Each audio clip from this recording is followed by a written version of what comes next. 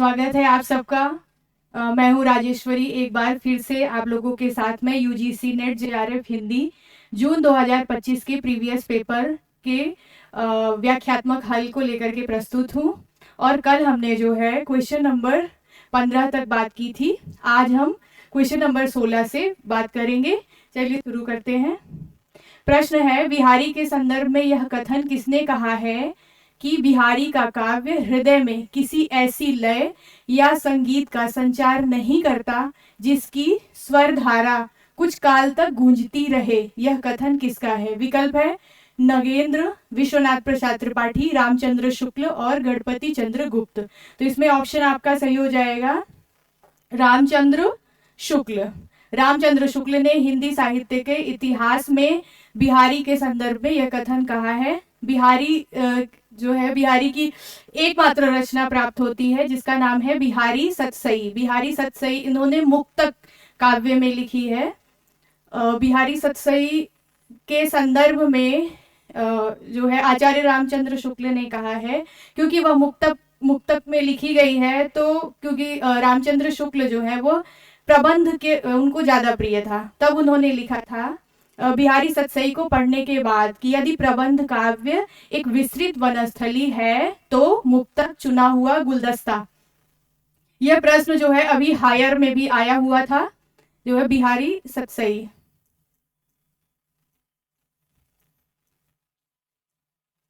बिहारी सतसई में सतसई से मतलब होता है जिसमें 700 से अधिक या 700 के आसपास दोहे होते हैं, तब उनको सतसई कहा जाता है। और बिहारी सतसई में 719 कुल दोहे हैं जो है, लेकिन इसमें भी विवाद है। जगन्नाथ रत्नाकर हैं, इन्होंने जो है 713 ही दोहे माने हैं। अगले प्रश्न की तरफ बढ़ते हैं। अगला प्रश्न है क्वेश्चन नंबर 17 है, जिसमें जो है पंक्तियों का मिलान करना है। और यह पंक्तियां ज्यादातर आपके पाठ्यक्रम में लगे हुए कविताओं से ही पूछी गई हैं। तो पहला है जले ठूठ पर बैठकर गई कोकिला कूक, और इसकी आगे की पंक्ति है बाल न बाका कर सकी शासन की बंदूक। ये पंक्ति किसकी है? तो आप सबको जरूर ही याद होगी ये, क्योंकि आपके पाठ्यक्रम में लगी है। ये शासन की बंदूक शीर्षक कविता से ली गई है। ये शासन की बंदूक। और इसके रचनाकार कौन है? तो इसके रचनाकार हैं नागार्जुन। नागार्जुन की पंक्ति है, और नागार्जुन को आप जानते ही ये अपने बेबाक लेखन के लिए जाने जाते हैं। स्पेशली विशेष रूप से इनका राजनैतिक तेवर जो रहा है बहुत ही प्रबल रहा है, और इसीलिए इनको आधुनिक जो है कबीर की भी संज्ञा दी जाती है। अगली पंक्ति है आपकी सिंधु सेज पर धरा वधू अब तनिक संकुचित बैठी सी। यह पंक्ति किसकी है? तो ये आपने पढ़ा होगा कामायनी के आशा सर्ग में, चिंता सर्ग में जब मनु जल प्लावन की घटना के बाद उदास होकर के बैठे रहते हैं, तब आशा सर्ग, दूसरा सर्ग है आशा सर्ग, जिसमें जो है ये प्रकृति मतलब समंदर और पृथ्वी, क्योंकि लहरें बहुत ऊंची ऊंची उठ रही थी और मनु उदास बैठे थे, तो लहरों की जो है के बारे में, उसकी जो है उग्रता के बारे में बताते हुए ये पंक्ति लिखी है आशा सर्ग में। किसने? जयशंकर प्रसाद ने। तो इसका विकल्प हो जाएगा आपका जयशंकर प्रसाद। फिर आगे है ऐसा तेरा लीक नहीं होगा, यहाँ पे लोक होगा। एक सेकेंड। ऐसा तेरा लोक वेदना नहीं जिसमें तेरा अवसाद। यह पंक्ति जो है महादेवी, वेदना शब्द आया है तो इससे भी आप पकड़ लेंगे कि ये जो है पंक्ति किसकी हो सकती है? महादेवी वर्मा की। और ये अधिकार कविता से उनकी जो है ली गई है। महादेवी वर्मा विकल्प हो जाएगा इसमें, जो है महादेवी वर्मा।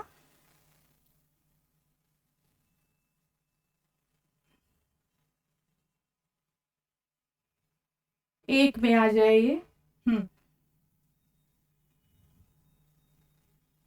तो इसमें हमने क्या पहला था शासन की बंदूक का हमने नागार्जुन से मिलाया था। सिंधु सेज धरावधु ये जयशंकर प्रसाद के आशा सर्ग कामायनी महाकाव्य के आशा सर्ग से हो गया। फिर उसके बाद ऐसा लीक तेरा ऐसा तेरा लोक वेदना नहीं जिसमें तेरा अवसाद।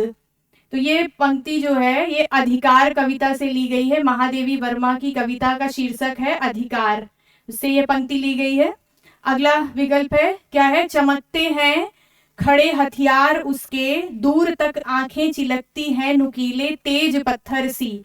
तो आपने पढ़ी होगी ये कविता जरूर, भूल गलती कविता है ये।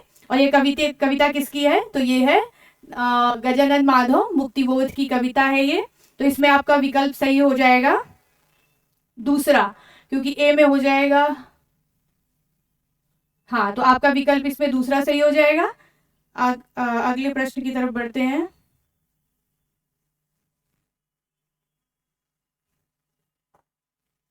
कथन है ये, छायावादी कवियों की कल्पना लोक की उड़ान, अपनी क्षमता की पूर्ति का प्रयास है। यह कथन किसका है? छायावादी कवियों की कल्पना लोक की उड़ान, अपनी क्षमता की पूर्ति का प्रकाश है। यह कथन किसका है? तो यह कथन जो है इलाचंद्र जोशी का कथन है। छायावाद के संदर्भ में कुछ और भी बातें हैं, जैसे कि रामचंद्र शुक्ल ने छायावाद को मधुचर्या कहा है। ये बात आपको जो है ध्यान रखिएगा, पूछा भी गया है ये कथन तो इलाचंद्र जोशी का था।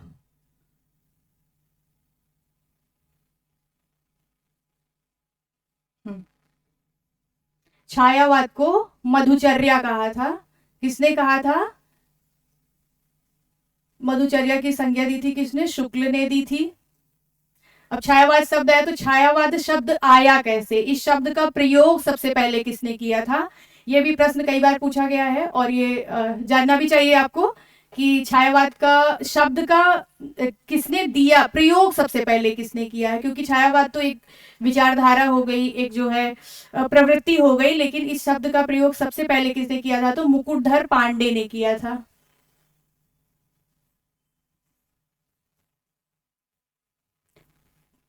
मुकुटधर पांडे ने एक पत्रिका का प्रकाशन होता था, जबलपुर से एक पत्रिका प्रकाशित होती थी जिसका नाम है श्री शारदा पत्रिका। 1920 में इन्होंने एक अपना लेख दिया था हिंदी में छायावाद नाम से। हिंदी में छायावाद नाम से जो लेख दिया था, इसी में सबसे पहले छायावाद शब्द का प्रयोग मिलता है। तो छायावाद शब्द का जो है सर्वप्रथम प्रयोग किसने किया? शब्द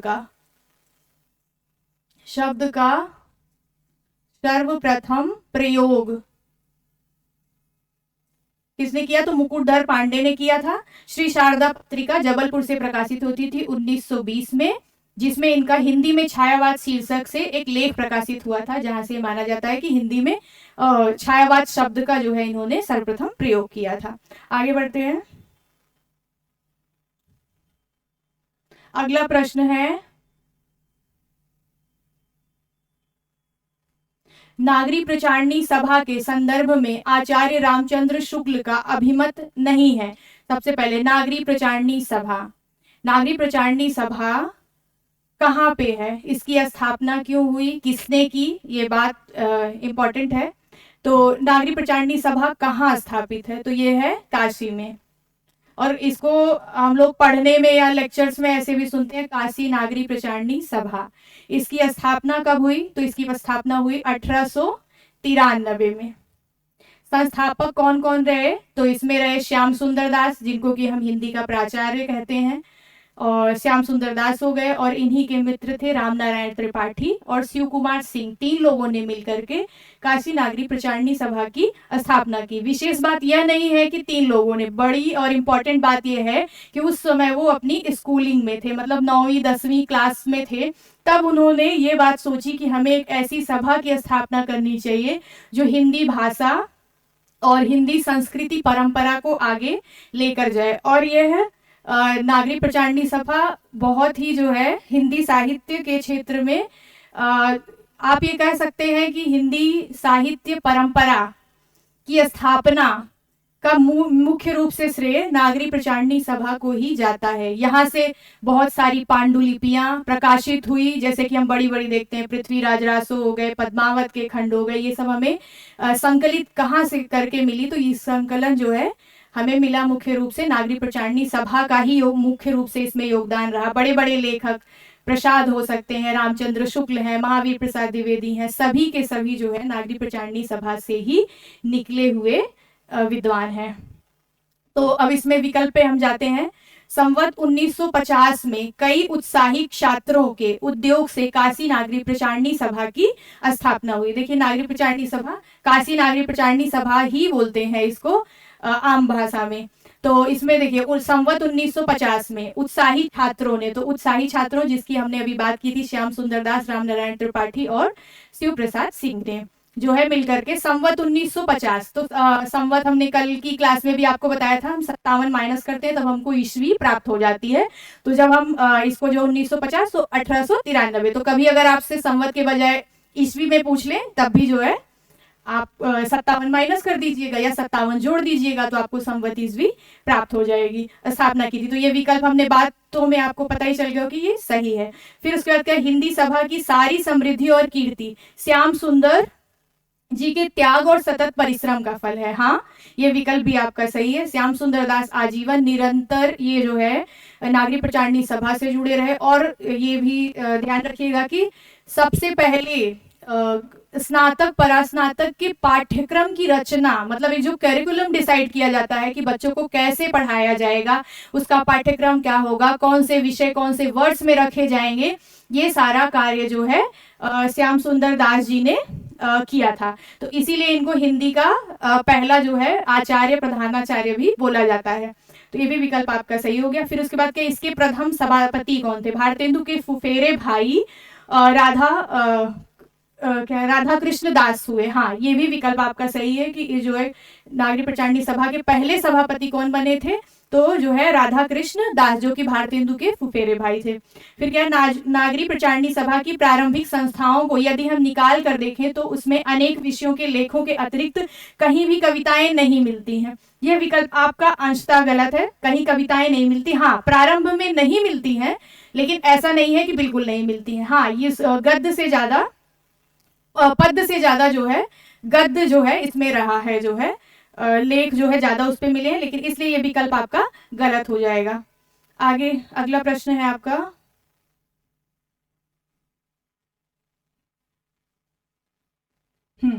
सूची का मिलान करना है आपको। उदंत मार्तंड का प्रकाशन, तो उदंत मार्तंड का प्रकाशन सबको एकदम याद ही है कि जो है 1826 में हुआ है। 30 मई 1826, जिस दिन हम राष्ट्रीय पत्रकारिता दिवस के रूप में भी मनाते हैं। तो और इसके कहाँ पे प्रकाशन हुआ था, कलकत्ता, जुगल किशोर ने इसका प्रकाशन किया था। ये सबको रटा ही है, रटा ही होता है। सरस्वती पत्रिका का प्रकाशन कब हुआ, सरस्वती पत्रिका का प्रकाशन 1900 ईस्वी में हुआ। हाँ, 1900 ईस्वी। फिर क्या, हिंदी साहित्य सम्मेलन प्रयाग की स्थापना कब हुई, पेट क्वेश्चन बहुत बार पूछा गया है ये, 1910 में हुई। अब है नागरी प्रचारणी सभा की स्थापना। अब देखिए यहाँ पे इन्होंने जो है 3 पत्रिकाएं पूछी है और एक सभा। अगर यहीं पे विकल्प जो है काशी नागरी प्रचारणी सभा और नागरी प्रचारणी पत्रिका, नागरी प्रचारणी सभा की स्थापना 1893 में होती है, लेकिन नागरी प्रचारणी पत्रिका जब पूछेगा तब यहाँ पे आपका विकल्प बदल जाएगा। तो इसलिए आप ध्यान दीजिएगा, 1897 तब हो जाएगा जब यहाँ पे नागरी प्रचारणी पत्रिका पूछ लेगा यहाँ पे, लेकिन इसने पूछा क्या है, सभा। तो ध्यान इसलिए मैंने नोटिस करवाया क्योंकि 3 पत्रिकाएं पूछ करके एक सभा पूछ लिया है। तो आप लोग कहीं पे अगर 97 पढ़ लेते हो और कहीं पे 93, तो आपको कंफ्यूज होने की बिल्कुल जरूरत नहीं है। यह प्रकाशन जो है वर्ष जो है उसका सभा का है, और जब 1897 का भी आए तो यहाँ पे नागरी प्रचारणी पत्रिका होगी। तो इसका ऑप्शन सही हो जाएगा ए में जो है तीसरा, पहला ही विकल्प इसका सही हो जा रहा है। आगे बढ़ते हैं। हाँ, ये इसमें प्रश्न है, नंद किशोर आचार्य निम्नलिखित में से किस सप्तक के कवि माने जाते हैं। तो हम सभी को पता है 4 सप्तक टोटल जो है 4 सप्तक का प्रकाशन हुआ है। पहला सप्तक, दूसरा पहले को क्या बोलते हैं, तार सप्तक, दूसरा सप्तक, तीसरा सप्तक और चौथा सप्तक। तो ये पूछा गया इसमें कि नंद किशोर आचार्य निम्नलिखित में से किस सप्तक के कवि माने जाते हैं। तो नंद किशोर आचार्य चौथे सप्तक के कवि माने जाते हैं। और इसका प्रकाशन कब हुआ है? तो इसका हो जाएगा 1979। आपका तार सप्तक आता है 1943 में, दूसरा सप्तक आता है आपका 1951 में, तीसरा सप्तक आता है आपका 1959 में, और आपका चौथा सप्तक आता है 1979 में। तो चौथे सप्तक के अंतर्गत और कौन से कवि आते हैं? सामान्यतः आपको पहला, दूसरा, तीसरा तो याद रहता है, चौथा सप्तक आप भूल जाते हैं। तो इसको याद करने के लिए मैंने याद किया था, जैसे वैसे हम आपको बताते हैं, बाकी आप अपने तरीके से भी याद कर सकते हैं। तो मैंने याद किया था इसको, अवनंद, राजे, राज, सु, स्व और श्री। इससे हो जाते हैं अवधेश, इससे हो जाते हैं अवधेश कुमार,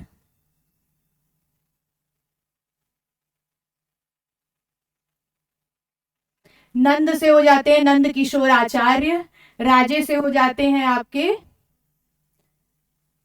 राजेश किशोर, हाँ राजे से हो जाते हैं आपके राजेंद्र किशोर,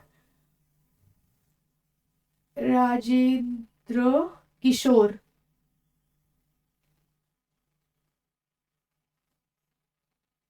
राज से हो जाते हैं राजकुमार कुंभज,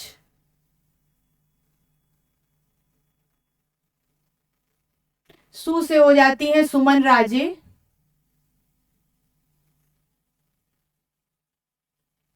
स्व से हो जाते हैं स्वदेश भारती, और श्री से हो जाते हैं श्री राम वर्मा। नोट कर लीजिए, आप इसको 2-4 बार बोलेंगे तो इसके बाद आपको सप्तक के कवि को बार बार एग्जाम के लिए पढ़ना नहीं पड़ेगा। मैंने तो ऐसे ही याद किया था। आप इसको अवनंद, राजे, राज, सुश्वा, श्री 2-4 बार बोलेंगे तो उसके बाद आपको याद हो जाएगा। अगले प्रश्न की तरफ बढ़ते हैं।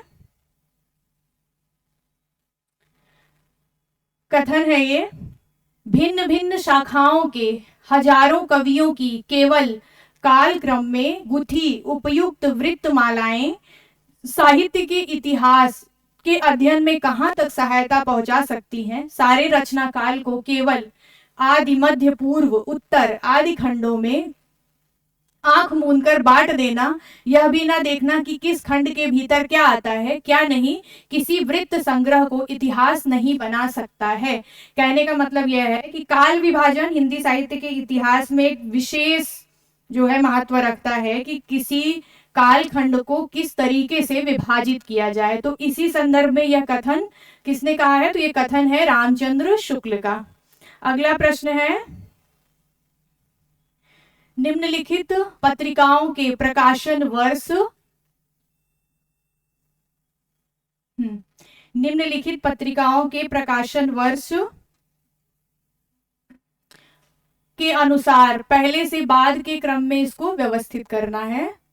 तो पत्रिकाओं का प्रकाशन, सबसे पहले बालाबोधिनी, बालाबोधिनी क्योंकि सबसे पहले महिलाओं पर लिखी गई पत्रिका मानी जाती है, और इसके प्रकाशक कौन रहे हैं? तो इसके भारतेंदु हरिश्चंद्र ने, क्योंकि 3 पत्रिकाओं का प्रकाशन किया था, तो उसमें से एक पत्रिका आपकी जो है बालाबोधिनी भी है। अब इसका जो है प्रकाशन कब हुआ है? तो होता है इसका 1874 में होता है जो है इसका प्रकाशन, पहला हो गया।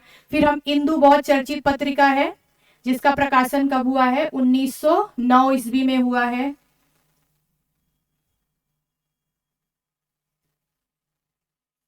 आती है आपकी आलोचना पत्रिका, आलोचना पत्रिका का प्रकाशन जो है 1951 में हुआ है।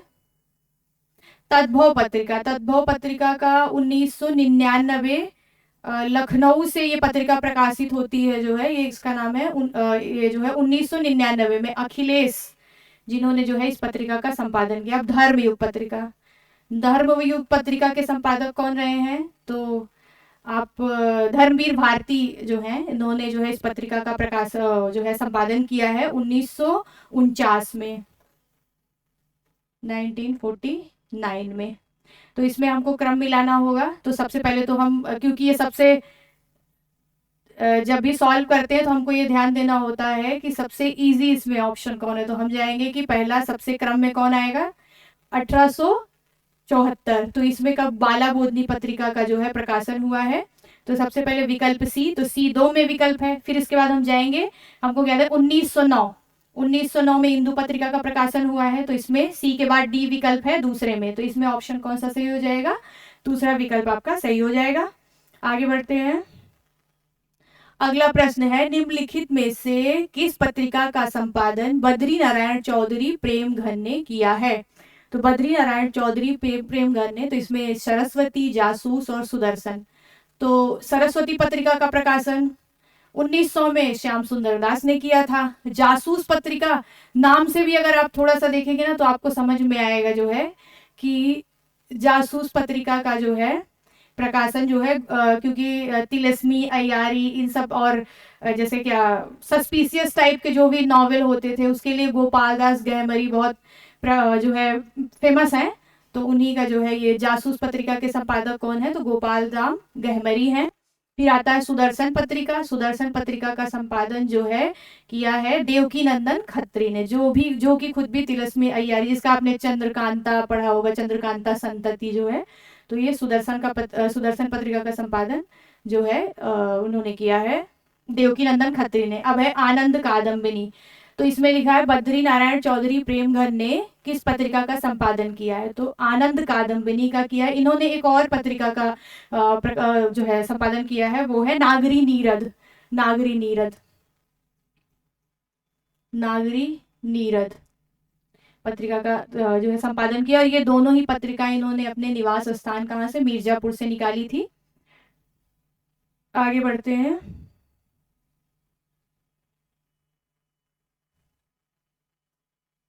तो इसमें क्या है, मिलान करना है आपको रचनाओं का। महामहोम हर प्रसाद शास्त्री, रचना कौन सी है, दोहा। तो इसमें जो है ये संपादित किताबें हैं, जो है संपादन किया है। तो हर प्रसाद शास्त्री ने जो है बौद्ध गान ओ दोहा, बौद्ध गान ओ दोहा क्या है, जिसमें सरहपा और कृष्ण चार्य करके हैं, जिनकी जो है दोहे संकलित हैं, जिसको जो है इन्होंने ढूंढा है और उसके बाद उसको क्या किया है, एक जगह इकट्ठा करके जो है उसका संपादन किया है। तो इसीलिए क्या हो जाएगा, महामहोम हर प्रसाद शास्त्री ने बौद्ध गान और दोहा का संपादन किया है। फिर आते हैं राहुल सांस्कृत्यायन। राहुल सांस्कृत्यायन ने हिंदी काव्य धारा, जिसमें हिंदी काव्य धारा में हिंदी की परंपरा के विकास जो भी हुए हैं और काव्य की जो परंपरा रही है उसकी विशेषताएं रही हैं, विधाएं रही हैं, लेखकों के विषय रहे हैं, साहित्यकारों के, इसको जो है ढूंढ करके इसमें जो है इन्होंने उसको संकलित किया है। तो ये हो गया हिंदी काव्य धारा। इसका प्रकाशन 1944 के आसपास होता है। अब उसके बाद आता है प्रबोध चंद्र बागची ने जो है दोहा कोश का संपादन किया है। अब दोहा कोश में जो है सरापा के भी दोहे हैं, तिल्लुपा जो हैं आते हैं उनके भी दोहे हैं, और इसके अलावा जो है कड़ापा जो है वो भी जो है सिद्ध कवि आते हैं सिद्ध साहित्य में। तो इन सभी के दोहे जो है दोहा कोश में संकलित है जो है। तो सराहपा हो गए, कड़हपा हो गए और तिल्लोपा हो गए, 3 लोगों के दोहों का संकलन दोहा कोश में किसने किया है, प्रबोध चंद्र बागची ने किया है। तो इसमें ऑप्शन आपका सही हो जाएगा तीसरा, क्योंकि आपका तीसरा विकल्प सही हो जाएगा। अगला प्रश्न है, निम्नलिखित में से कौन सी पत्रिका माधव प्रसाद मिश्र से रचनाएं या पत्रिका,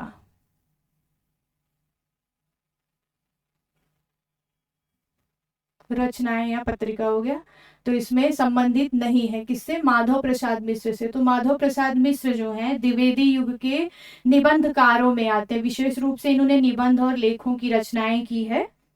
तो माधव प्रसाद मिश्र के जो है कौन रचना और पत्रिका कौन कौन सी है इनकी, सुदर्शन पत्रिका, वैश्योपकार ये भी पत्रिका है। अब इसके अलावा जो है इनका निबंध है सब मिट्टी हो गया, एक टोकरी भर मिट्टी आधुनिक आलोचकों विचारकों द्वारा हिंदी की पहली आधुनिक कहानी मानी जाती है। और इसके लेखक कौन है, तो माधवराव स्प्रे जो है, स्प्रे वो जो है एक टोकरी भर मिट्टी के जो है लेखक हैं। तो इसलिए हो जाएगा संबंधित नहीं है, तो इसमें से एक टोकरी भर मिट्टी नहीं होगा, क्योंकि इसके जो माधवराव स्प्रे, और ये कहानी है, ये पत्रिका है और ये निबंध है। और इसके अलावा इनका परीक्षा निबंध है जो कि प्रताप नारायण मिश्र का भी है और इनका भी है, उस निबंध का नाम है परीक्षा। और इसके अलावा इन्होंने एक रामलीला नाम का भी निबंध लिखा है, रामलीला। क्षमा भी है इनका एक जो है निबंध है वो भी परीक्षा भी है। परीक्षा इसलिए हम इस पे इसको बता रहे हैं क्योंकि ये इसी शीर्षक से जो है प्रताप नारायण मिश्र ने भी एक निबंध लिखा है।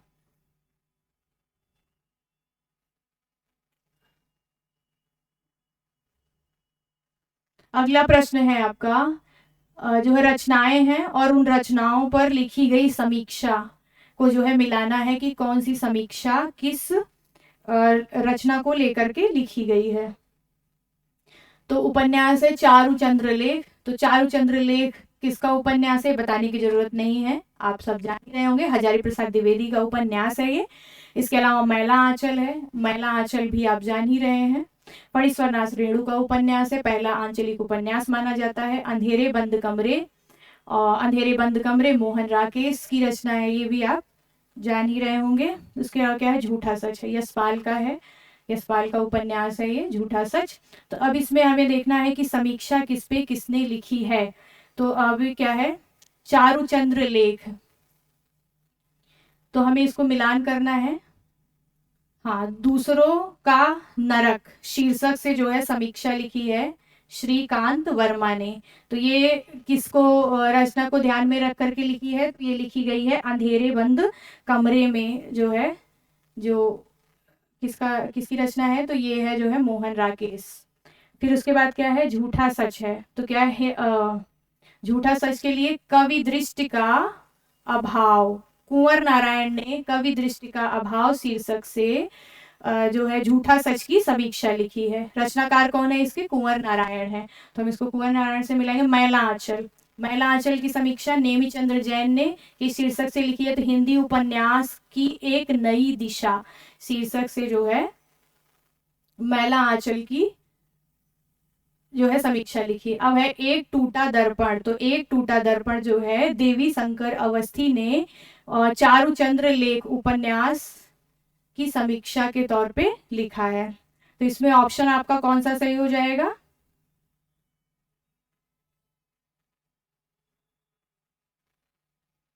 3-1। एक तीसरा हो गया, बी में पहला, तो इसमें चौथा ऑप्शन आपका सही हो जाएगा, जो भी दिख नहीं रहा है यहाँ पे देखिए, 3-1-4-2, तो यही आपका सही हो जाएगा। आगे बढ़ते हैं।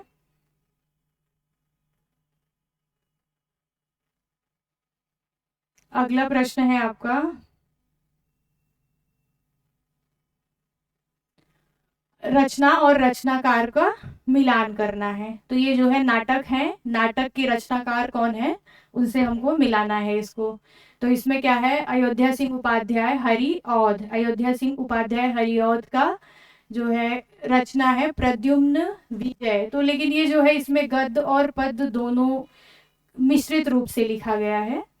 तो ये रचना किसकी, अयोध्या सिंह उपाध्याय हरिऔध की है। फिर उसके बाद कौन है, श्रीनिवास लाला श्रीनिवास दास हैं। तो लाला श्रीनिवास दास का जो है नाटक है प्रहलाद चरित्र।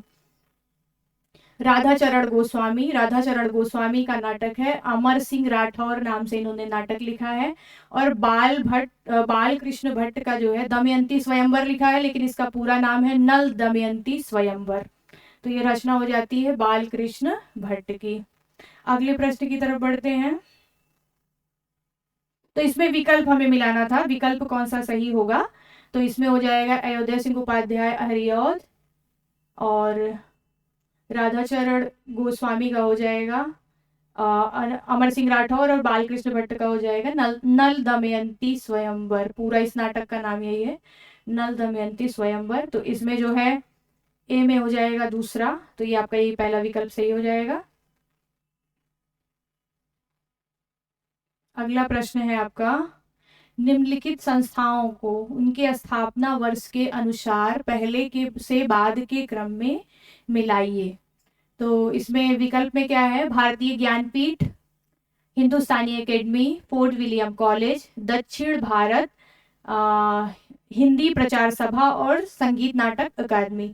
तो सबसे पहले फोर्ट विलियम कॉलेज की स्थापना कब हुई थी, ये तो सबको रटा ही रहता है, कब हो गई, 1800 ईस्वी में हो गई। इसके बाद क्या आएगा, इसके बाद हो गया क्या है, दक्षिण भाषा हिंदी प्रचार सभा स्थापना कब हुई है, तो इसका हो जाता है 1918 में इसको जो है इसकी स्थापना की गई थी। स्थापना किसने की थी, ये जो है रुचिकर है। तो इसमें महात्मा गांधी जी ने स्थापना की थी। किस उद्देश्य से की थी, तो हिंदी भाषा को जो है पूरे भारतवर्ष में, क्योंकि राष्ट्रभाषा के रूप में हिंदी को स्थापित करने की बात हो रही थी जब देश में स्वतंत्रता संग्राम चल रहे थे। तो जैसे जब हमको किसी राष्ट्र को मुक्त करवाने के लिए, जैसे क्या होता है, एक निश्चित भूभाग, निश्चित जो है जनसंख्या होती है, और उसके अलावा संप्रभुता। संप्रभुता से तात्पर्य यह होता है कि जिसमें हमारा शासन हमारे द्वारा, कोई हमारे ऊपर गवर्निंग बॉडी और ना हो, देश के लोग ही यहाँ पे गवर्निंग बॉडी के तौर पे काम करें। तो उसमें से एक बहुत बड़ी चुनौती जो थी वो भाषा भी थी, क्योंकि जो भारत है विविधताओं का देश है। भाषा से लेकर के खान पान, रहन सहन, सब कुछ अलग ही है, अलग है इसका। तो इसलिए क्योंकि दक्षिण के लोगों को आपस में कनेक्ट करने के लिए जो उस समय के जो विचारक थे, महात्मा गांधी हो गए, सुभाष चंद्र बोस हो गए, ऐसे बड़ी बड़ी सरदार पटेल हो गए, BR अम्बेडकर हो गए, इन लोगों का फोकस इस पे था कि भारत की पूरी जनता को एक साथ लाने के लिए, कम्युनिकेशन के लिए, अपनी बात को उन तक पहुंचाने के लिए आवश्यक था कि किसी ऐसी भाषा का चुनाव किया जाए जो सरल हो और ज्यादा से ज्यादा लोगों को जोड़ सके। तो वो भाषा के रूप में इन्होंने सबने जो है हिंदी भाषा को चुना। तो इसलिए महात्मा गांधी ने जो है 1918 में राष्ट्रभाषा के रूप में हिंदी को जो है प्रचारित करने के लिए दक्षिण भारत में जो है हिंदी प्रचार सभा की स्थापना की। और इसका जो है हेडक्वार्टर जो है, मुख्यालय कहाँ पे बनाया, मद्रास में, जो कि वर्तमान तमिलनाडु है। फिर इसके अलावा क्या हो गया, हिंदुस्तानी एकेडमी प्रयागराज में ही है, और इसकी स्थापना हुई है जो है 1927 में। ये विशेष रूप से क्या कार्य करती है हिंदुस्तानी एकेडमी, तो जो है हिंदी साहित्य को जो है आगे बढ़ाना, लेखकों, रचनाकारों, नई प्रतिभाओं को मंच प्रदान करना, और जो पुरानी पांडुलिपियां हैं, रचनाएं हैं, उनकी समीक्षाएं करना, और उसको नए तरीके से प्रासंगिक रूप में लोगों तक, आम जन को, युवाओं को जोड़ने का काम जो है हिंदुस्तानी एकेडमी करती है। और इसकी स्थापना 1927 में हुई है। और भारतीय ज्ञानपीठ, इसकी स्थापना 1944 में। तो भारतीय ज्ञानपीठ का स्थापित करने का उद्देश्य क्या था, इसका मुख्यालय दिल्ली में है। जो है इसका उद्देश्य यह था कि जो है जो संवैधानिक मान्यता प्राप्त भाषाएं हैं उनके साहित्यों को कैसे प्रमोट किया जाए। तो इसके लिए उसको पुरस्कृत करना, रचनाओं को जो है फोकस में लाने के लिए, ध्यान में लाने के लिए जो है उसको एप्रिसिएशन के तौर पे जो है इन्होंने प्रोत्साहन राशि भी कुछ प्रदान करते हैं। जो है रचनाकार जिसकी भी जो है वर्ष में एनालिसिस करते हैं सारा, और उसके बाद देखते हैं जिसकी रचना अच्छी होती है उसको जो है पुरस्कृत भी करते हैं। फिर उसके बाद आती है संगीत नाटक एकेडमी।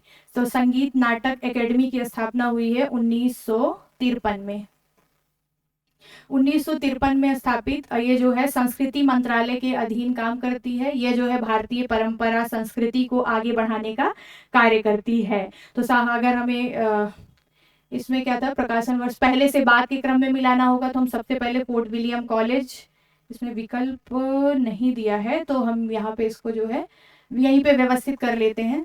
आप जो है इसको नोट कर लीजिएगा। तो सबसे पहले विकल्प हो जाएगा सी, 1800 में फोर्ट विलियम कॉलेज की स्थापना हुई है।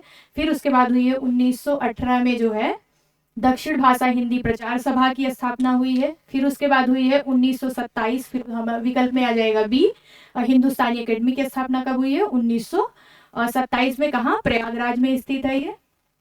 और इसके बाद जो है आ जाएगा आपका ए ऑप्शन आ जाएगा, भारतीय ज्ञानपीठ, जिसकी स्थापना जो है 1944 में हुई है। और सबसे अंतिम में आ जाएगा आपका ई। तो आप अपने उसमें जो है विकल्प मिला लीजिएगा, जो यही विकल्प आपका सही होगा। अगला प्रश्न है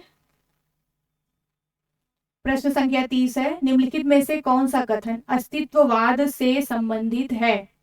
अस्तित्ववाद से संबंधित है। कथन है, अस्तित्ववाद का मूल आधार ही वैयक्तिक स्वच्छंदता है। नीत्शे ने कहा था ईश्वर की मृत्यु हो गई है। अस्तित्ववाद शब्द को 1940 के दशक में कीरकेगार्ड ने गढ़ा था। युद्ध और शांति एक अस्तित्ववादी कृति है। तो अब इसमें से हमें विकल्प चुनना है, कौन सा विकल्प अस्तित्ववाद से संबंधित हो। तो अस्तित्ववाद के जनक के रूप में हम किसको जानते हैं, तो किरकेगार्ड का नाम आता है, जो है जिनको हम अस्तित्ववाद के जनक के रूप में जानते हैं। और इसका मूल आधार क्या है? वैयक्तिक स्वच्छंदता। तो हाँ, ये 19वीं 20वीं सदी के आसपास आया है, ये दर्शन है, वाद है, विचारधारा है, जिसमें क्या है कि सामाजिक परंपराओं मान्यताओं से ऊपर वैयक्तिक स्वतंत्रता को रखा गया, जो है। तो इसका मूल आधार वैयक्तिक स्वच्छंदता है, जिसमें निजता की बात की गई, मनुष्य के जो है विचारों, वैचारिक चेतना की बात की गई, जो है जिसमें धर्म कर्म कांड से ऊपर उठ करके जो है इसमें मनुष्य को जो है उसकी निजता को जो है मुख्य भूमिका में रखा गया। इसी किरकेगार्ड जो है, सोरेन किरकेगार्ड नाम है उनका, तो उसी के क्रम में आगे आते हैं नीत्शे। नीत्शे भी जो है अस्तित्ववादी हैं, और इन्होंने यह घोषणा कर दी कि ईश्वर की मृत्यु हो गई। ईश्वर की मृत्यु हो गई घोषणा से तात्पर्य क्या था उनका कि अब कर, जैसे पहले कोई भी मनुष्य कोई भी कार्य करता था तो यह बात कही जाती थी उससे कि यह कार्य ईश्वर द्वारा करवाया गया, या फिर कोई कर्म कांड और परंपराएं इस नाम पर थोप दी जाती थी कि जो है यह ईश्वर के लिए है। तो इन्होंने कहा कि ईश्वर की मृत्यु हो चुकी है। ईश्वर की मृत्यु हो चुकी है मतलब कि अब आपका कर्ता धर्ता आप स्वयं हैं। आप जो सोचते हैं, आप जो भी एक्शन लेते हैं, जो भी आपकी क्रिया प्रतिक्रिया होती है, आप उसके जिम्मेदार स्वयं हैं। तो ये कथन भी आपका सही हो गया, और ये कथन ए और इसमें बी ऑप्शन सही होगा। बात कर लेते हैं अस्तित्ववाद शब्द को 1940 के दशक में किरकेगार्ड ने गढ़ा था। तो जो है इसको एक फ्रांसीसी जो है दार्शनिक थे जिनका नाम है ग्रेबियल मार्सेल। इनका नाम है जो है ग्रेबियल मार्सेल।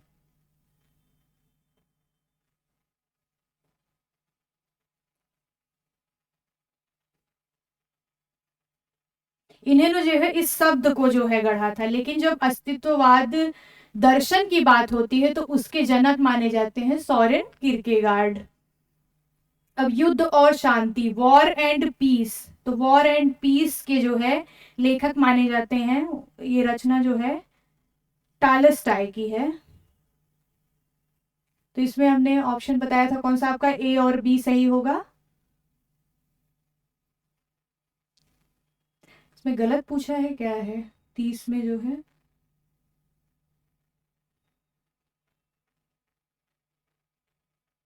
नीचे दिए विकल्पों में से सही उत्तर आपको चुनना है। हाँ, एक और ऑप्शन था, सार्त्र जो है अस्तित्ववादी लेखक और चिंतक दोनों ही हैं, नीचे दिए विकल्पों में से सही। तो इसमें जो है आपका, जिसमें ए बी ई होगा ना, हाँ वो विकल्प सही हो जाएगा, ए बी ढूंढ रहे थे। आगे बढ़ते हैं। अगला प्रश्न है, लेखक की मृत्यु की घोषणा किसने की है?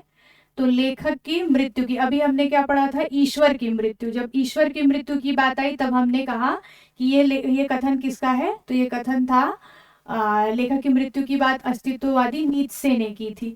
अब आगे जो है उत्तर संरचनावाद आता है, जिसमें जो है बहुत सारी घोषणाएं होती हैं, क्योंकि उन सभी के मूल में सारी पुरानी परंपराएं अवधारणाओं से इतर वर्तमान पर बात करने लगे थे, मनुष्य पर बात करने लगे थे। तो इसीलिए जितनी भी परंपराएं थी उनके अंत की, किसी ने लेखक के अंत की बात की, किसी ने उपन्यास के अंत की बात की जिसमें कि इलियट ने बोला था, किसी ने जो है लेखन शैली के जो परंपरागत तरीके रहे हैं उनके अंत की बात की है।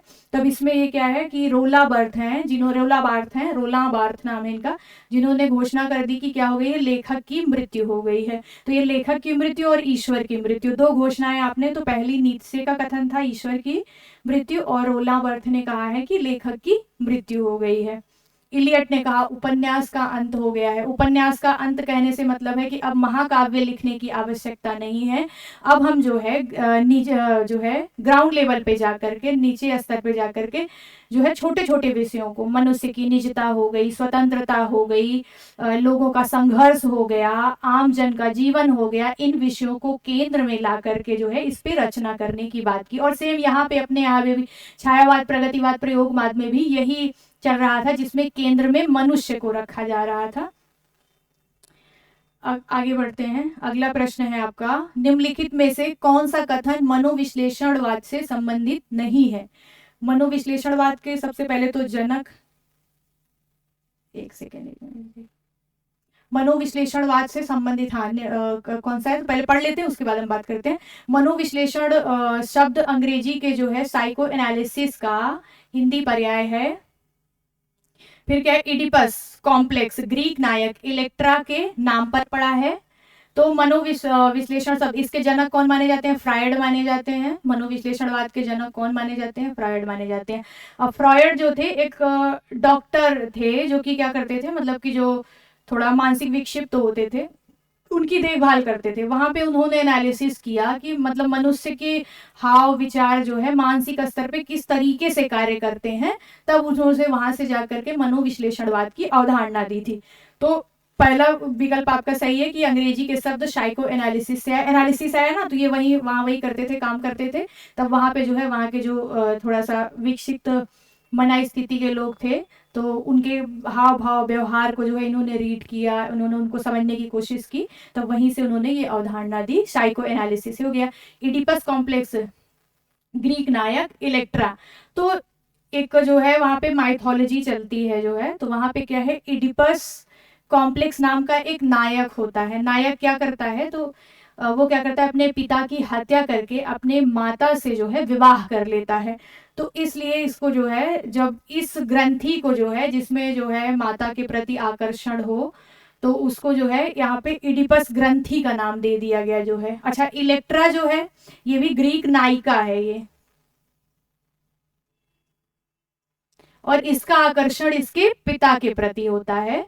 तो जो है इसलिए जो है इलेक्ट्रा और इडिपस तो जी जो है ग्रंथि कहा जाता है, नाम दिया गया ग्रंथि को मनोविश्लेषण उसमें जो है साइकोलॉजी में, मनोविश्लेषणवाद में जो है ये नाम दिया गया इडिपस और इलेक्ट्रा ग्रंथि। तो इडिपस ग्रंथि से मतलब ये होता है कि जो भी बालक या पुरुष अपनी माता के प्रति आकर्षित हो, और दूसरा जो है इलेक्ट्रा जो अपने पिता के प्रति आकर्षित हो। तो इसको जो है इस्तेमाल किया गया इसमें जो है साइको। फिर क्या है, फ्रायड का मानना है कि मानव का छोटा से छोटा व्यवहार भी स्वप्रयोजन होता है। इसके अलावा एडलर के अगला विकल्प है, एडलर के अनुसार लिबिडो अथवा काम वृत्ति का उतना महत्व नहीं है जितना अहम का है। ये बात सही है, क्योंकि जो है जब फ्रायड ने एनालिसिस किया तो इन्होंने सारी जो आइडियोलॉजी थी उसको लिबिडो से मतलब होता है काम वृत्ति, काम, इन्होंने मनुष्य के कार्य व्यवहार को सिर्फ जो है काम वृत्ति से केंद्रित करके व्याख्यायित कर दिया था कि जो भी वो कार्य व्यवहार करता है जन्म से लेकर मृत्यु तक, या प्रारंभिक उसमें जो है युवावस्था तक जो है, तो उसमें क्या होता है कि उन्होंने कहा कि ये सारी ही चीजें लिबिडो से मतलब काम वृत्ति से निर्धारित होती है। लेकिन आगे आते हैं विचारक एडलर जो कि इनकी इस बात को खारिज कर देते हैं। सही है ये, एक मिनट। फिर क्या, युंग ने एड ईगो और सुपर ईगो की परिकल्पना दी थी। ये विकल्प गलत है, क्योंकि ये एड ईगो और सुपर ईगो की परिकल्पना जो है फ्रायड ने दी थी। फ्रायड का मानना है कि मनुष्य का छोटा से छोटा व्यवहार भी स्वप्रयोजन होता है, तो ये भी आपका सही हो जाएगा। तो ए बी सी और ई, ए बी महत्व नहीं है, हाँ कामवृत्ति का महत्व नहीं है कहें तो ये भी विकल्प आपका गलत हो जाएगा। तो इसमें आपका जिसमें भी सही होगा ए बी यही, क्योंकि इसमें ऑप्शन में नहीं है, तो आपका ए बी सी ये विकल्प आपका सही हो जाएगा। आगे बढ़ते हैं। अगला प्रश्न है आपका, निम्नलिखित काव्य सिद्धांतों को पहले से बाद के क्रम में व्यवस्थित कीजिए।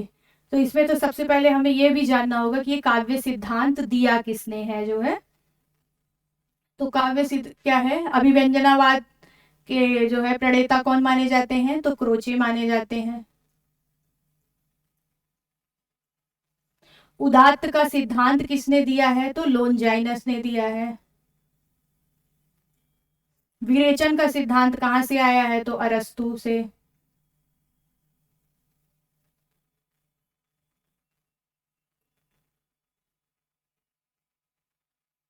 अरस्तु ने जो है जो त्रासदी, विरेचन जो है कैथारसिस एक लैटिन शब्द है जिससे विरेचन शब्द आया है।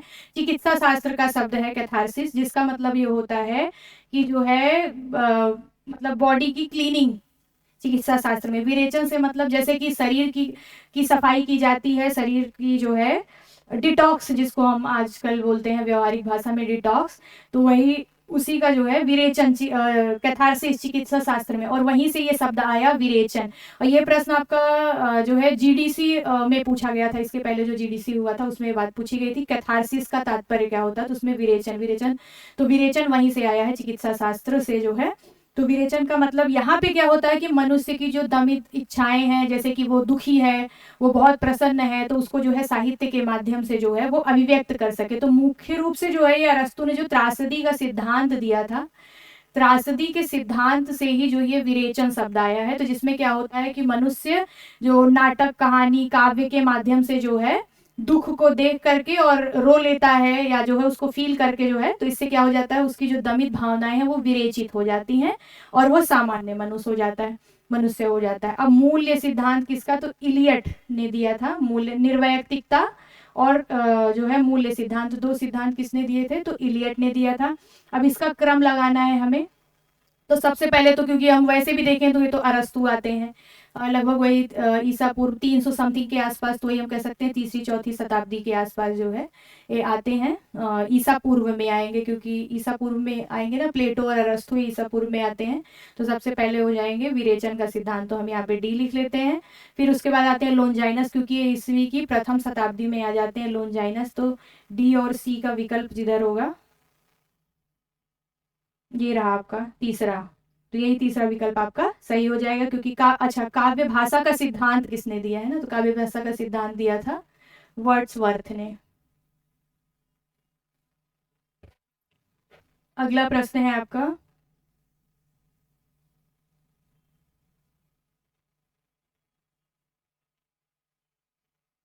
निम्नलिखित में से कौन सा कथन डॉक्टर शंभुनाथ के अनुसार भारतीय नवजागरण के विभिन्न रूपों से संबंधित नहीं है। शंभुनाथ आधुनिक आलोचना के जो है महत्वपूर्ण पुरोधाओं में से एक माने जाते हैं। वर्तमान समय में इनकी जो समीक्षाएं हैं, स्पेशली मतलब बहुत सारे विषयों पर इन्होंने लिखा है, लेकिन विशेष रूप से नवजागरण संबंधी जो इनके अवधारणाएं हैं, जो इनके विचार हैं, बहुत ही प्रचलित और मान्य हैं। तो इनके जो कथन देखते हैं क्या है, बांग्ला नवजागरण का केंद्रीय सार तत्व बुद्धिवाद है।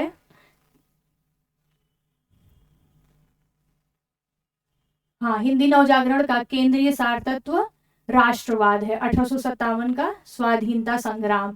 तो दो अवधारणाएं इन्होंने नवजागरण के संबंध में दी थी, और तो उसमें से कौन सी है कि बंगाल नवजागरण का केंद्रीय सार तत्व, तो उसमें क्या है, बुद्धिवाद शामिल है। और दूसरा जो है हिंदी नवजागरण का केंद्रीय सार तत्व है, तो उसमें राष्ट्रवाद। राष्ट्रवाद से मतलब ये होता है कि जहाँ पे आप, बुद्धिवाद से तात्पर्य होता है कि आप वैज्ञानिक चेतना रखते हैं, आगे बढ़ना चाहते हैं, और उसके अलावा आप में तार्किकता का विकास हुआ है, आप जो नवीन सभ्यता आपके जो है कांटेक्ट में है, उसके साथ आप मिल करके आगे बढ़ना चाहते हैं। तो जब भी हम बंगाल नवजागरण देखते हैं तो वहां पे मुख्य रूप से सुधारवादी चेतना रही है, जिसमें सामाजिक समस्याएं, धार्मिक आडंबरों पर जो है खुलकर बातचीत की गई। और राजा राम मोहन राय और गोविंद रनाडे हो गए, जैसे बहुत ईश्वर चंद्र विद्यासागर हो गए, लोगों ने मिलकर के क्या किया, सामाजिक स्तर पे स्त्रियों की स्थिति को लेकर के, और सामाजिक जो व्यवस्था है उसमें जो है जाति व्यवस्था को लेकर के, इस सब पे बातें की। लेकिन मुख्य रूप से बात जो इनकी थी ये सामाजिक और धार्मिक कर्मकांडों को लेकर के थी, तो इसमें बुद्धिवाद शामिल था। और उसके बाद जब हिंदी नवजागरण की बात आती है, तो हिंदी नवजागरण में क्या था, राष्ट्रीय चेतना आती है। राष्ट्रीय चेतना से तात्पर्य होता है कि जब आप अपने देश को एक राष्ट्र के रूप में देखते हैं, जिसकी गवर्निंग बॉडी आप खुद बनना चाहते हो, आप स्वतंत्रता चाहते हो, मुक्ति की बात चाहते हो, तो वह जो है चेतना हमको हिंदी नवजागरण में देखने को मिलती है। क्योंकि 1857 की क्रांति होती है अंग्रेजों के विरुद्ध, और यहीं से ये चेतना विकसित होती है कि आप जो है, अब हम जो है एज ए गवर्निंग बॉडी, मतलब कि रूलर के रूप में हम खुद जो है आकर के शासन करेंगे, तो इसी को हम राष्ट्रीय चेतना कहते हैं। तो ये दोनों विकल्प जो है इनका जो है, इसके अलावा क्या है, महाराष्ट्र नवजागरण का केंद्रीय सार तत्व ब्रिटिश राज विरोध है, तो वैसे भी नहीं है, क्योंकि जो महाराष्ट्र नवजागरण जो है वो ज्योतिबा फूले को आप बहुत अच्छे से जानते होंगे, तो वहां पे मुख्य रूप से जो लड़ाई थी वह छुआछूत और ब्राह्मणवादी व्यवस्था को लेकर के थी। तो ये जो है आपका क्वेश्चन, आपका जो है विकल्प गलत हो जाएगा। सार तत्व सुधारवाद था, तमिल नवजागरण का नहीं, तमिल नवजागरण का सार तत्व सुधारवाद से ज्यादा जो है वहां पे सुधारवाद सार तत्व नहीं था, वहां पे क्या थी, जातीय चेतना परिवर्तन की चेतना जो है थी, तो ये भी गलत हो जाएगा। और केरल का नवजागरण केंद्रीय सार तत्व था, ये भी। तो इसमें से आपका सही कौन सा होगा, पहला और दूसरा, तो विकल्प ए और बी आपका सही हो जाएगा। और इसके बाद जो है हम देखते हैं शंभुनाथ ने जो है लिखा है, क्या है इसका, हिंदी नवजागरण और संस्कृति, इनकी एक पुस्तक है। और एक इन्होंने रामविलास शर्मा पे भी लिखी है, राष्ट्रीय नवजागरण और रामविलास शर्मा, दो इनकी जो है पुस्तक जो है नवजागरण के लिए जो है अच्छी है और पढ़ी जा सकती है, और बहुत ही जो है चर्चित किताब है, ये ऑथेंटिक किताब है। तो आगे अगला आपका प्रश्न है जो है, किस विचारक का संबंध रूसी रूपवाद से नहीं है, तो विकल्प है आपके एफ आर लेविस, ब्रिटिश स्लोवस्की, रोमन जेकोब्सन और बोरिस एकेनबाम। तो जो है इसमें से हम जानते हैं एफ आर लेविस जो है ब्रिटिश समीक्षक के तौर पे जाने जाते हैं जो है, तो इसलिए जो इसमें आपका क्या हो जाएगा, रूसी रूपवाद से संबंधित कौन नहीं है, तो रूसी रूपवाद से जो है लेविस संबंधित नहीं है, बाकी जो है ये तीनों ही विकल्प आपके जो है ये रूसी रूपवाद से संबंधित हैं, तीनों ही विचारक। अगला प्रश्न है आपका ऐतिहासिक भौतिकवाद से संबंधित,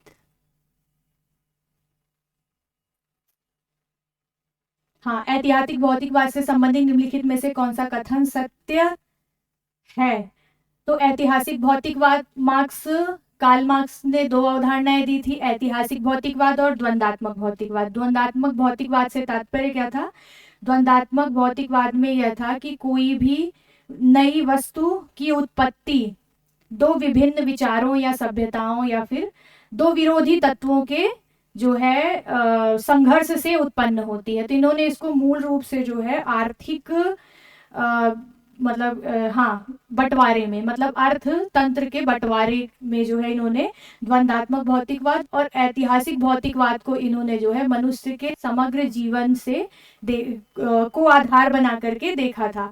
तो कार्ल मार्क्स के अनुसार समाज का आर्थिक ढांचा ही इतिहास का मूलभूत निर्धारक तत्व है, तो ये बात सही है। इन्होंने जो है कार्ल मार्क्स का मानना यही था कि जिसके हाथ में पूंजी होगी, शासक प्रशासक वही होगा, उसी के हाथ में सत्ता होगी, सामान्य शब्द में कह सकते हैं। तो ये बात इनकी जो है सही है कि जो है समाज का आर्थिक ढांचा ही इतिहास का मूलभूत आधार है। उत्पादन के साधनों का स्वरूप सामाजिक संबंधों को निर्धारित नहीं करता है, तो उत्पादन के साधनों का स्वरूप सामाजिक संबंधों का निर्धारण करता है, क्योंकि हमने अभी देखा समाज का आर्थिक तंत्र जो है वो इतिहास का मूलभूत निर्धारक तत्व है। द्वंदात्मक भौतिकवाद यह बतलाता है कि समाज की उत्पादक शक्तियां निरंतर स्थिर रहती हैं, गलत है, क्योंकि द्वंदात्मक भौतिकवाद यह बतलाता है कि समाज की जो उत्पादक शक्तियां हैं वह निरंतर गतिशील होती हैं। मार्क्स के अनुसार अब तक का सारा मानव इतिहास वर्ग संघर्ष का इतिहास रहा है, हाँ, वर्ग संघर्ष का इतिहास रहा है, ये भी विकल्प आपका सही है। मार्क्स के अनुसार सामंतवाद पूंजीवाद की चरम अवस्था है, यह विकल्प गलत है। तो इसमें से ऑप्शन आपका कौन सा सही हो जाएगा, ए, बी और डी।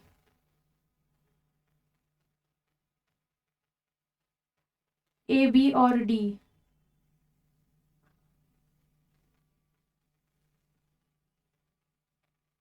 सी है कि डी है, एक मिनट,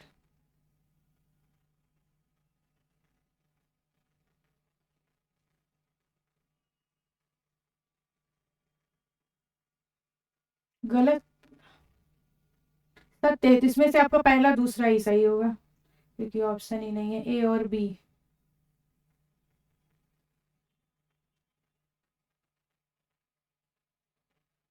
क्या है, मनुष्य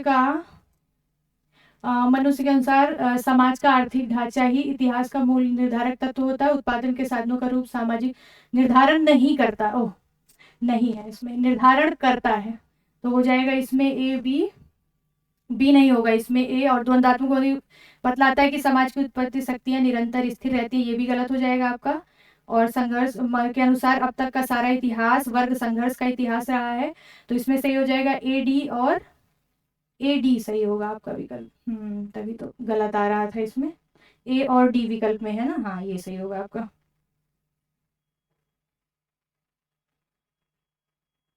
अगला प्रश्न है आपका, निम्नलिखित में से कौन सा कथन उत्तर आधुनिकतावाद से संबंधित है? उत्तर आधुनिकता महावृत्तांत के विरुद्ध है। तो जो है ल्योतार हैं, जो है विचारक हैं, उत्तर आधुनिकतावाद के प्रमुख विचारकों में से एक माने जाते हैं। ल्योतार जो है जनक भी कह सकते हैं। तो इन्होंने जो है एक द पोस्ट मॉडर्निज्म कंडीशन करके इनकी एक पुस्तक, जिसमें इन्होंने जो है यही बात कही कि उत्तर आधुनिकतावाद जो है महावृत्तांत के विरुद्ध है, क्योंकि इसी में उत्तर आधुनिकतावाद में ही विखंडनवाद आता है देरीदा का, जिसमें क्या होता है लेखक से हट करके, और आगे ही आप घोषणा सुन चुके हैं कि लेखक की मृत्यु तो रोला बार्थ ने जो की कर दी थी। तो इसमें क्या हो जाता है, पाठ केंद्र में आ जाता है, महावृत्तांत हट करके छोटे छोटे विषयों को केंद्र में लाया जाता है और उनको टुकड़ों में बांट करके समझा और पढ़ा जाने लगता है। जैसे कि आप उसमें देखते हैं शक्ति पृथक्करण का सिद्धांत हम देखते हैं ना, कि जितने टुकड़ों में बांट करके, जितने मल्टी डायमेंशन से अगर हमको किसी बात को समझना है, तब हमें क्या करना होगा कि उसको टुकड़ों में बांट करके समझना होगा। तो इसमें यही कह रहे हैं कि उत्तर आधुनिकतावाद में क्या महावृत्तांत के विरुद्ध है। तो हाँ, उत्तर आधुनिकतावाद महावृत्तांत के विरुद्ध है। उत्तर आधुनिकतावाद के चिंतन में ईश्वर सर्वोपरि है नहीं, ईश्वर केंद्र से हट गया था और मनुष्य केंद्र में आ गए थे जो है। फिर क्या है, इसमें समतावादी सार्वभौमिक सत्यों का नकार है। इसमें जो उत्तर आधुनिकता स्वच्छंदतावाद की एक शाखा है, गलत है। उत्तर आधुनिकतावाद स्वच्छंदतावाद की, क्योंकि स्वच्छंदतावाद में प्रकृति सृजन प्रेम की बातें की जाती है, और उत्तर आधुनिकतावाद विखंडन और विध्वंस की बात करता है। तो ये गलत हो जाएगा और आपका ऑप्शन सही हो जाएगा ए और सी। ए और सी जिस विकल्प में होगा, अच्छा इसमें इसमें आधुनिकतावाद की क्षमता का नकार है। हाँ, तो इसमें आधुनिकतावाद की सक्षमता का नकार है इसमें, ये भी विकल्प आपका सही हो जाएगा। तो इसमें आपका ए,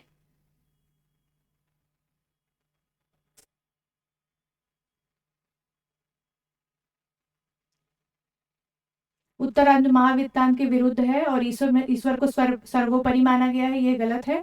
और इसमें जो है ए सी और ई, ए सी,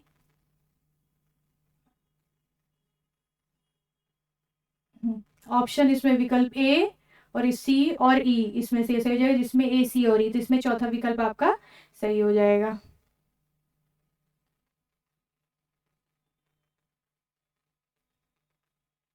ये था ना आपका उत्तर आधुनिकतावाद की सक्षमता का नकार है, नहीं इसी का विस्तार है आगे चल के इसमें जो है। फिर अगला प्रश्न है,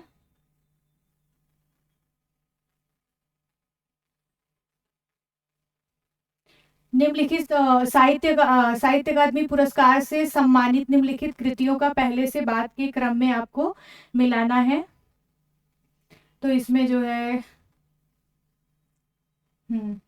तो क्या है, पहले तो देखते हैं इसके रचनाकार कौन कौन है। तो दो पंक्तियों के बीच, राजेश जोशी का काव्य है ये, दो पंक्तियों के बीच।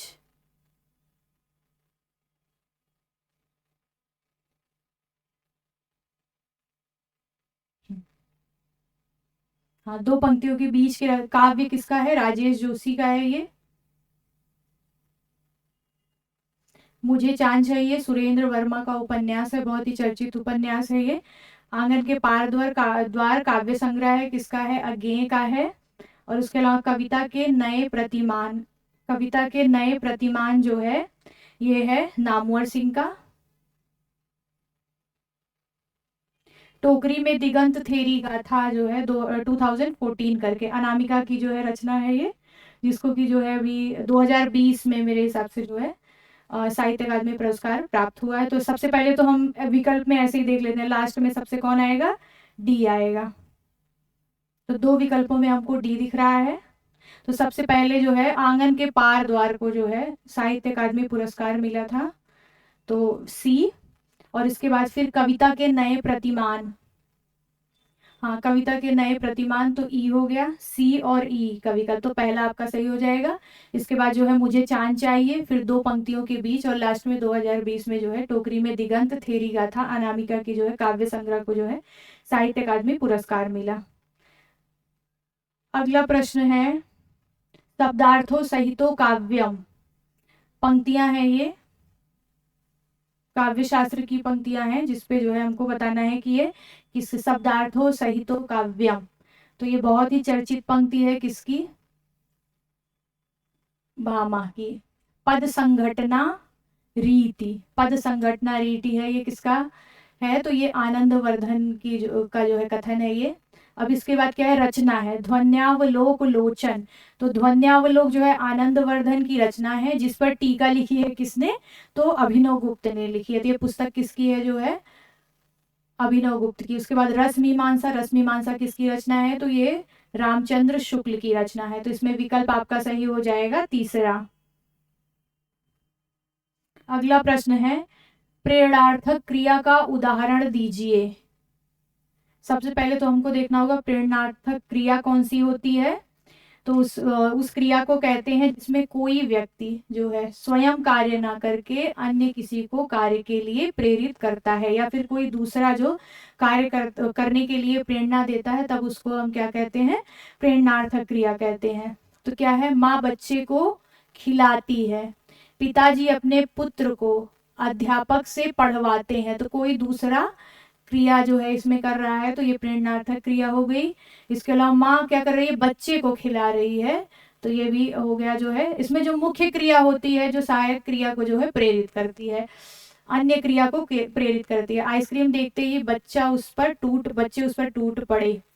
तो बच्चा, क्योंकि ये इसमें कोई जो है अन्य क्रिया नहीं है, तो इसलिए ये नहीं होगा। लड़के ने कपड़ा सिलवाया, तो इसमें कार्य क्या किया है, किसी दूसरे के द्वारा करवाया गया है, तो इसलिए इसमें प्रेरणार्थक क्रिया नहीं है पूछा है, तो हो जाएगा आइसक्रीम देखते ही बच्चे उस पर टूट पड़े।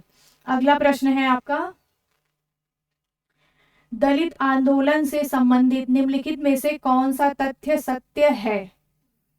पढ़ते हैं, ज्योतिबा फूले ने 1863 में सत्य शोधक समाज की स्थापना की। अभी हमने नवजागरण का, जब महाराष्ट्र नवजागरण का जिक्र किया था, तब हमने जो है ज्योतिबा फूले का नाम लिया था। इनकी पुस्तक का नाम है गुलामगिरी, पढ़िएगा आप लोग, बहुत अच्छी पुस्तक है जो है। तो इसमें क्या हो गया, इन्होंने जो है सत्य शोधक समाज की स्थापना किसके लिए की थी, समाज के उत्थान के लिए की थी। तो इसमें जो इसका प्रकाशन स्थापना को हुई, तो इसका जो है 1863, 1700 जो है 63 में, 10 वर्ष पहले ही इसकी स्थापना, 1 मिनट, 63 नहीं,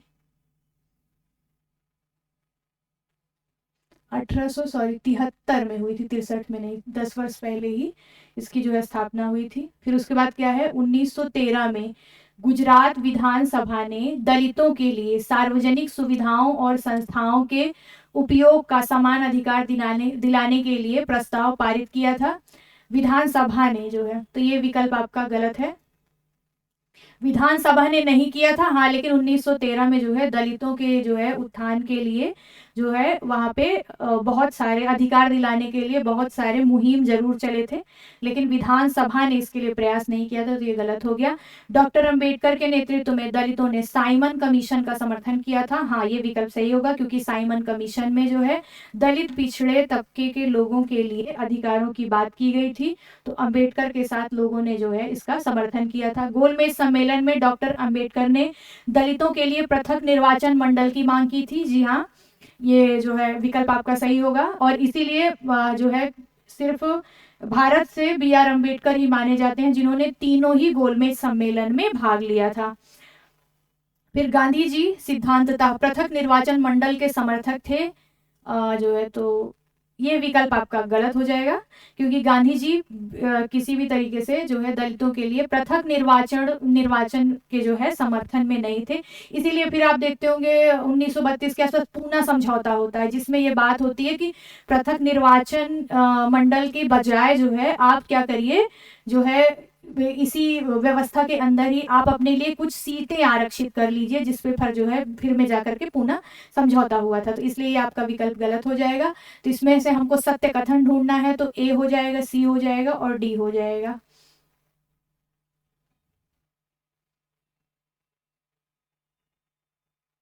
चार भी, दो दिया है, अच्छा ए तो गलत है ना, हाँ तो ए गलत हो गया, ये हो गया, तो इसमें सी और डी जिसमें होगा ये विकल्प आपका, क्योंकि ये जो है 1873 हो गया ना, हाँ 1863 इसमें दे दिया गया है। तो 1863 में जो है सत्य शोधक समाज की स्थापना होती है, तो इसमें विकल्प आपका चौथा सही हो जाएगा। अगला जो है ऑप्शन है आपका इसको मिलाना है हमें, जातिवाचक से भाववाचक संज्ञा, विशेषण से भाववाचक संज्ञा, और संज्ञा से विशेषण, व्यक्तिवाचक से अपत्यवाचक संज्ञा। तो सबसे पहले हम क्या देखते हैं, संज्ञा। किसी व्यक्ति, वस्तु अथवा स्थान के नाम को संज्ञा कहते हैं। तो यहाँ हमें दिख रहा है क्या, राष्ट्र और राष्ट्रीयता, क्योंकि राष्ट्रीयता विशेषण है। तो सबसे पहले तो यही हो जाएगा। फिर क्या है, व्यक्तिवाचक और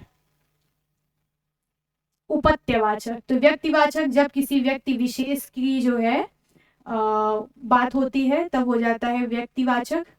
और जब उपत्यवाचक से मतलब क्या होता है, जब किसी विशेष रूप, उपत्यवाचक से मतलब जब वंश की बात होती है, किसी वंश परंपरा के बारे में चर्चा की जाती है, तब उसको उपत्यवाचक कहते हैं। तो जैसे कुरु व्यक्तिवाचक हो गए, और उपत्यवाचक मतलब कौरव पूरे वंश को इंगित करता है, इसलिए कौरव से मतलब हो जाएगा जो है उपत्यवाचक से। फिर क्या है, विशेषण और भाववाचक संज्ञा।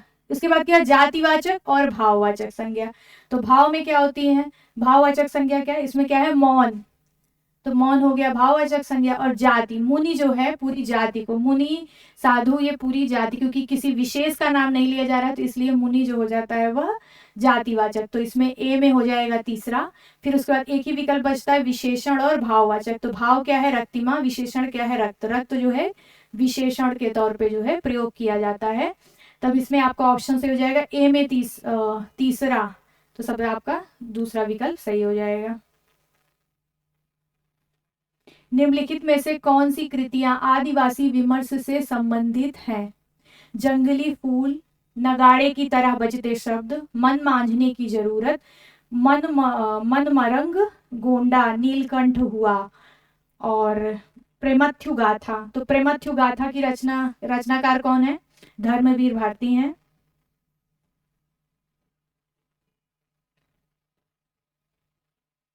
और इसमें क्या हुआ है, पौराणिक कथाओं को आधार बना करके जो है रचना की गई है। तो ये तो सबसे पहले यही हो गया कि ये जो है आदिवासी जो है साहित्य से बिल्कुल संबंधित नहीं है। फिर आता है क्या, मन मांझने की जरूरत, अनामिका की जो है रचना है ये। और इसमें भी जो क्या किया गया है, पौराणिक कथानकों को जो है, आख्यानकों को आधार बनाया गया है जो है, तो इसलिए ये भी जो है नहीं होगा। और इसके रचनाकार कौन है, अनामिका। अब आता है क्या, जंगली फूल, नगाड़े की तरह बजते शब्द, और इसके अलावा क्या, मन मरंग, गोंडा, नीलकंठ हुआ। तो ये है महुआ मांझी की रचना है।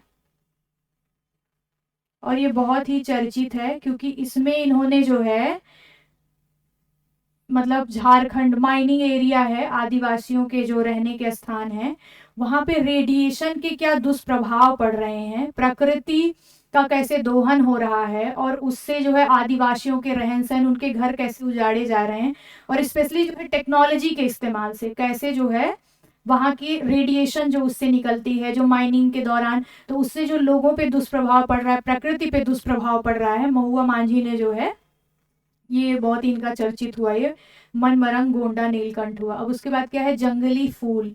जंगली फूल जो है अरुणाचल प्रदेश की एक ट्राइब है, जिसका नाम है जो है नीची करके नाम है, और इसको जो है स्थानीय भाषा में तानी भी कहते हैं, नीथी करके नाम है इसका जो है। तो ये उपन्यास है जो है, इस पे लिखा है इन्होंने, जिसका नाम क्या है इनका, देखिए थोड़ा सा, क्योंकि अरुणाचल प्रदेश की हैं और ये भी इसी उससे जो है बिलोंग करती हैं, ट्राइब से ही, तो इसीलिए इनका क्या नाम है, जोराम यालाम नाबाम है इनका नाम है, जोराम यालाम नाबाम। मैं यहाँ लिख देती हूँ, जोराम, थोड़ा सा कठिन नाम है इनका, यालाम नाबाम।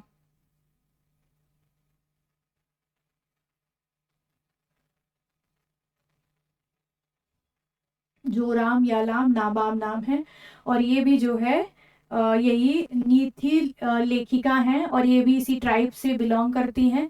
तो इसमें इन्होंने जो है अरुणाचल प्रदेश की जो है तानी, इसको स्थानीय भाषा में तानी जनजाति कहा जाता है, और ये आदिवासी समुदाय की लोक कथाओं पर आधारित है। उसकी जो उसमें लोक कथाओं में जो रूढ़ियां भी व्याप्त हैं उस पे भी इन्होंने बात की है। अगला जो है इनका क्या है, नगाड़े की तरह बजते शब्द। तो नगाड़े की तरह बजते शब्द जो है आदिवासी विषय पर लिखी गई कविता है एक, जिसको निर्मल पुतुल लेखक हैं जिन्होंने लिखा है ये।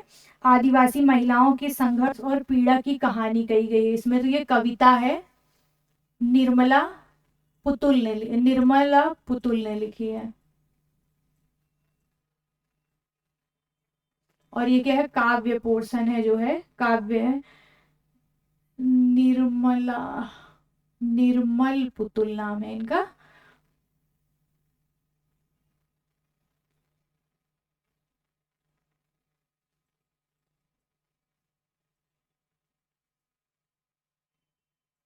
और ये क्या है, कविता है, जिसमें क्या किया गया है, आदिवासी महिलाओं के संघर्ष की पीड़ा लिखी है इसमें इन्होंने। तो इसमें ऑप्शन कौन सा सही हो जाएगा, जो आदिवासी उससे विमर्श से संबंधित नहीं है, तो सी और ई विकल्प जिसमें होगा। संबंधित है तो इसमें हो जाएगा ए, बी और डी। ए, बी, डी, चौथा विकल्प आपका सही हो जाएगा। अगला प्रश्न है आपका, स्त्री आंदोलन से संबंधित निम्नलिखित में से कौन सा कथन सत्य है। सत्य है देखना है। संयुक्त राज्य अमेरिका ने 1848 ईस्वी में ही नारी मताधिकार को वैधता प्रदान कर दी थी। तो हम सब बहुत लंबे समय से पढ़ते आ रहे हैं कि जो है मताधिकार कब 1920 में प्राप्त हुआ था। कब प्राप्त हुआ था महिला मताधिकार कब प्राप्त हुआ था, 1920 में। तो सबसे पहले यही गलत हो जाता है। हाँ, 1848 इसलिए महत्वपूर्ण है क्योंकि यहीं से जो है नारी आंदोलन की जो है शुरुआत होती है। लेकिन मताधिकार जो है उनको 1920 में प्राप्त हुआ था। फिर क्या है, 1946 में नारी की दशा पर संयुक्त राष्ट्र संघ ने विश्व भर की महिलाओं के लिए समान नागरिक, आर्थिक और शैक्षणिक अधिकार दिलाने के लिए आयोग का गठन किया था। ये विकल्प आपका सही है। बेटी फ्रायन द्वारा, फ्रायन कृत क्या है, द फेमिनिन मिस्टिक, अमेरिकी नारीवाद की महत्वपूर्ण पुस्तक है। ये आपका जो है सही है, द फेमिनिन मिस्टिक।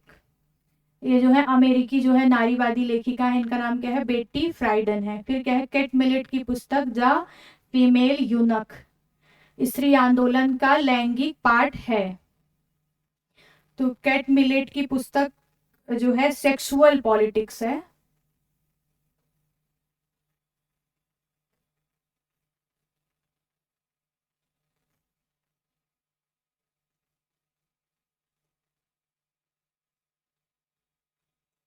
तो ये भी आपका गलत हो गया।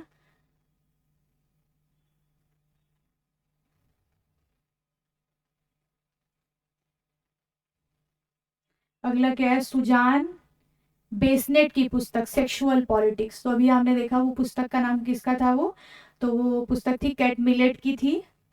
तो जो सुजान बेसनेट हैं, ये जो है अनुवादक हैं। ये जो है नारीवादी विषयों पर लिखने वाली लेखिका नहीं है, ये अनुवादक के तौर पे जानी जाती हैं। तो इसमें ऑप्शन आपका सही हो जाएगा बी और सी। बी और सी विकल्प में कहाँ है, सी और बी। तो आपका चौथा ऑप्शन सही हो जाएगा।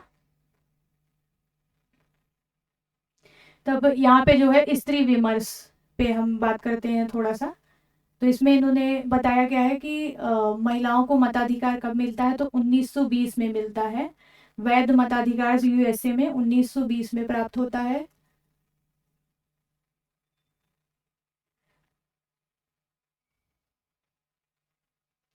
हाँ, तो क्या हो गया इनका, क्या था, कैट मिलेट की पुस्तक का नाम क्या था, तो सेक्सुअल पॉलिटिक्स नाम था।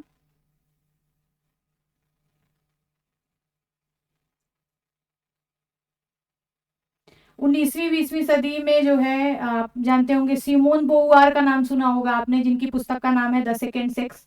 और उसका जो है हिंदी में अनुवाद किया था प्रभा खेतान ने स्त्री उपेक्षिता नाम से। उसी समय आती है एक अनाइस निन नाम की लेखिका हैं, जो कि फ्रांस की रही हैं, फ्रांस की हैं इन्होंने जो है। और सिमोन बोवार भी फ्रांस की ही थी।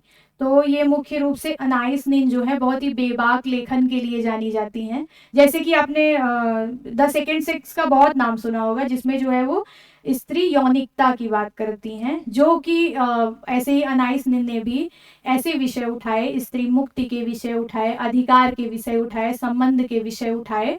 और जिसपे इन्होंने बहुत, और ये लिख किस समय रही थी, उसी समय आप अगर थोड़ा कनेक्ट होना चाहें तो महादेवी वर्मा का समय और अनाइस नीन और ये सिमोन बोवार का समय एक ही समय है। तो इनकी जो है बहुत इंटरेस्टिंग एक स्टोरी है। अनाइस नीन की कि ये डायरी लिखती थी और इन्होंने 11 वर्षों से डायरी लिखना शुरू किया था और मृत्यु पर्यंत ये डायरी लिखती रही अनाइस नीन।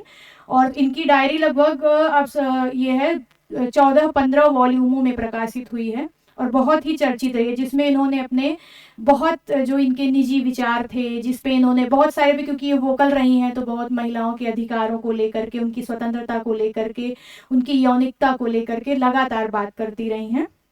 तो इनकी डायरी की एक लाइन है जो मुझे बहुत पसंद है कि मैं खुद को सीमित कैसे मान लूं, मैं खुद को सीमित कैसे मान लूं जब मैं अपने अंदर हर संभावना को महसूस कर सकती हूँ। तो ये मैंने पीजी के दौरान मेरा स्त्री विमर्श स्पेशल सब्जेक्ट था, तब हमने पढ़ा था। बहुत सारे बच्चे जिनका स्त्री विमर्श स्पेशल होगा वो अनाइस नीन से बहुत अच्छे से परिचित होंगे। तो ये लाइन मुझे हमेशा प्रेरित करती है कि कभी भी जब भी आपसे गलती हो या कोई गड़बड़ हो जाए तो हमेशा कभी रुकने की कोशिश मत करिएगा और अपने अंदर असीमित संभावनाओं की तलाश में हमेशा आगे बढ़ते रहिएगा।